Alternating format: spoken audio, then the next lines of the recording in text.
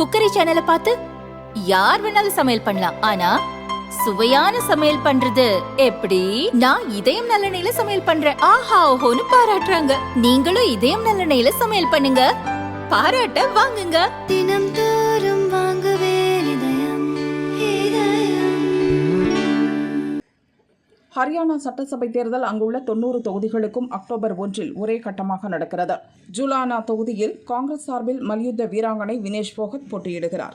Paris ஒலிம்பிக்கில் 100 gram எடை சர்ச்சையால் இறுதிப் போட்டியில் பதக்கத்தை இழந்த இவர் இந்திய மக்களின் கவனத்தை பெற்றார். நாடு திரும்பி அவர் அரசியலில் ஈடுபடப் போவதாக பல தரப்பிலும் பேசப்பட்ட நிலையில் ராகுலை சந்தித்தார். தொடர்ந்து அக்கட்சியில் இணைந்தவருக்கு சட்டசபை தேர்தலில் சீட்டும் வழங்கப்பட்டது. இந்த நிலையில் வினேஷ் போகத் தான் அரசியலுக்கு வந்தது பற்றி விளக்கம் அளித்துள்ளார். தான் அரசியலுக்கு விருப்பப்பட்டு வரவில்லை, அவசியம் என்பதால் அரசியல் பாதையை தேர்ந்தெடுத்தேன். 2024 ஒலிம்பிக்கிற்கு பிறகு சூழ்நிலைகள் என்னை தேர்தலில் போட்டியிட முடிவெடுக்கச் செய்தது. இளம் விளையாட்டு வீரர்களுக்கு பாதுகாப்பான சூழலை உருவாக்குவதே எனது நோக்கம். நாங்கள் தெருவில் போராடினோம். எங்களுக்கு என்ன கிடைத்தது? அவமானப்படுத்தப்பட்டோம். இதை தவிர வேறு ஏதும் கிடைக்கவில்லை.